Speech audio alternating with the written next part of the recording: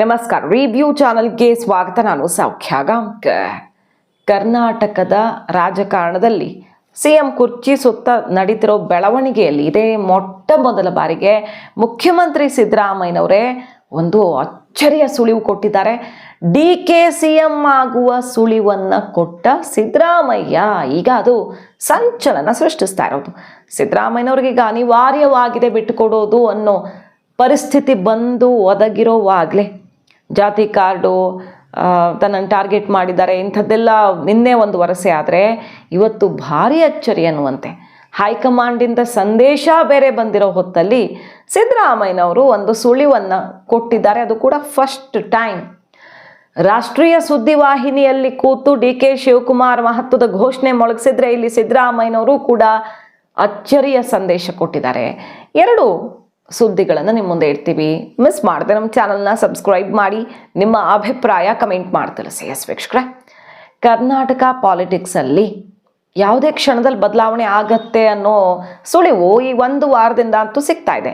ಶಿವರಾತ್ರಿ ಮುಗಿದ ಮೇಲೆ ಚಟುವಟಿಕೆಗಳು ಶುರುವಾಗುತ್ತೆ ಅಂತ ಹೇಳಿದ ಹಾಗೇನೆ ವಿದೇಶ ಪ್ರಯಾಣ ಆಯಿತು. ಖರ್ಗೆ ಅವರು ಸತೀಶ್ ಜಾರಕಿಹೊಳಿ ಎದುರೇ ನಿರ್ಧಾರ ಆಗಿದೆ, ಅಂತಿಮ ನಿರ್ಧಾರ ಆಗಿದೆ, ಪ್ರಕಟವಾಗಲಿದೆ ತುಂಬ ಬೇಗ ಅಂತ ಹೇಳಿ ಕಳಿಸಿದ್ದಿರಬಹುದು.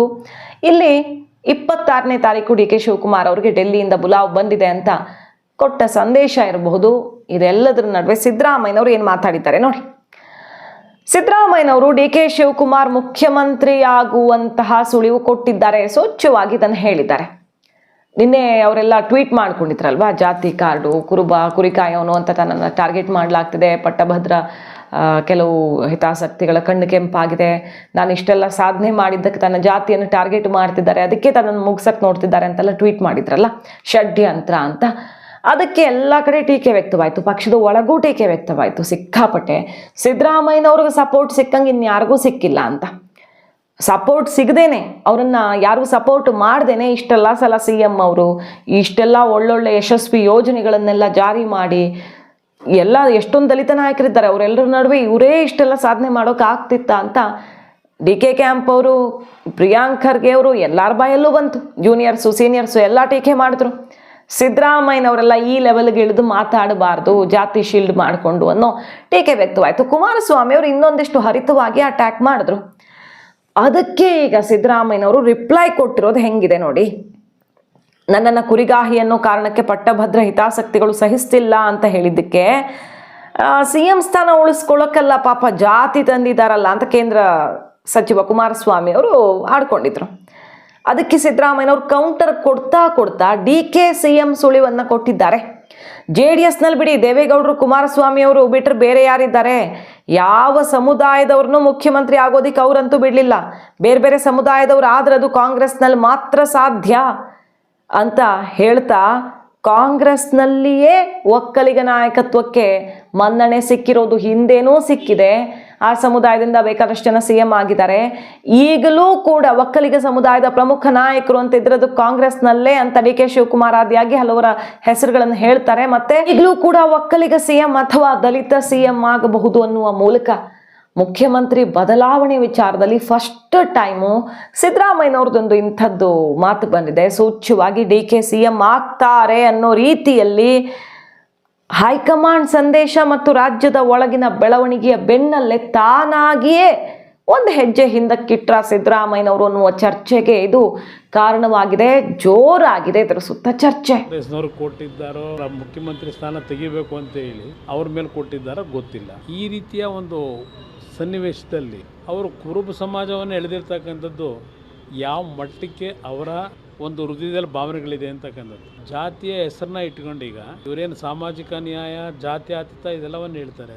ಇವತ್ತು ಸಿದ್ದರಾಮಯ್ಯನವರು ಬೆಳಿಬೇಕಾದ್ರೆ ಬರೀ ಕುರುಬ ಸಮಾಜದವ್ರಿಗೆ ಮಾತ್ರ ಇವ್ರಿಗೆ ಬೆಂಬಲ ಕೊಟ್ಟು ಮಟ್ಟಿಗೆ ಬೆಳೆಸಿದ್ದಾರೆ ಅನ್ನೋದನ್ನು ನಾನಂತೂ ಒಪ್ಲಿಕ್ಕೆ ತಯಾರಾಗಿಲ್ಲ. ಎಲ್ಲ ಸಮಾಜಗಳಲ್ಲೂ ಬೆಂಬಲ ಕೊಟ್ಟಿದ್ರು. ಅವರು ದೆಹಲಿಗೆ ಹೋಗ್ತಾ ಇದ್ದೀರಾ ನೀವು ಮುಂದಿನ ವಾರದಲ್ಲಿ? ನಾನು ಹೋಗೋದು ಬರೋದು ಇದ್ದೇ ಇದೆಯಪ್ಪ. ನಾನು ಹೋಗದೆ ಇನ್ಯಾರು ಹೋಗ್ತಾರೆ? ಯಾವಾಗ ಕರೀತಾರೆ, ಯಾವ ಮೀಟಿಂಗ್ಗಳು ಇರ್ತದೆ, ಯಾಗೆಲ್ಲ ಹೋಗ್ತಾ ಇರ್ತೀವಿ.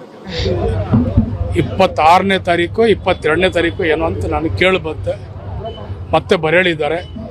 ಪ್ರಾಯಶಃ ಈ ಒಂದು ದಿನಾಂಕದಲ್ಲಿ ಅವರಿಗೆ ಒಳ್ಳೇದಾಗ್ತದೆ ಅಂತ ಎಲ್ಲರೂ ಕೂಡ ಹೇಳ್ತಾರೆ.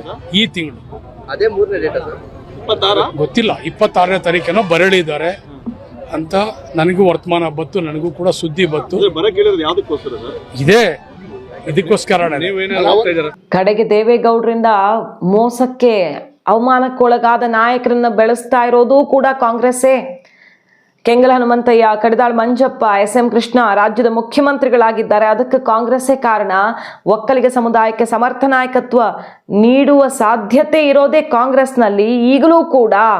TB Jayachandra, Kimmane Ratnakar, M Krishnappa, Krishna Byregowda, Piriyapatna Venkatesh, DK Shivakumar ಅವರಂಥ Vokkaliga ನಾಯಕರಿರೋದು ಕಾಂಗ್ರೆಸ್ನಲ್ಲೇ.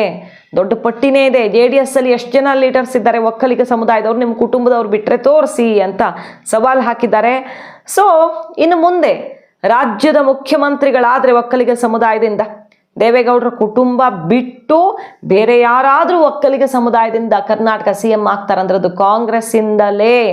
ಯಾಕಂದ್ರೆ ನಾವು ಸಾಮಾಜಿಕ ನ್ಯಾಯದ ಪರವಾಗಿದ್ದೀವಿ. ಸೈದ್ಧಾಂತಿಕ ಬದ್ಧತೆ ಮಾತಲ್ಲಲ್ಲ, ನಿಜವಾಗಿಯೂ ನಡೆದುಕೊಳ್ಳೋದ್ರಲ್ಲಿರುತ್ತೆ ಬದ್ಧತೆ ಅನ್ನುವ ಮಾತನ್ನ ಸಿದ್ದರಾಮಯ್ಯನವರು ಆಡಿದ್ದಾರೆ. ಅಷ್ಟೇ ಅಲ್ಲ, ಕೃತಿಯ ಮೂಲಕವೂ ನಾವೆಲ್ಲವನ್ನು ಮಾಡಿ ತೋರಿಸ್ತೀವಿ. ಕರ್ನಾಟಕದಲ್ಲಿ ಕಾಂಗ್ರೆಸ್ ಪಕ್ಷದಿಂದ ಒಕ್ಕಲಿಗರು, ಲಿಂಗಾಯತರು, ಹಿಂದುಳಿದವರು ಮುಖ್ಯಮಂತ್ರಿಗಳಾಗಿದ್ದಾರೆ.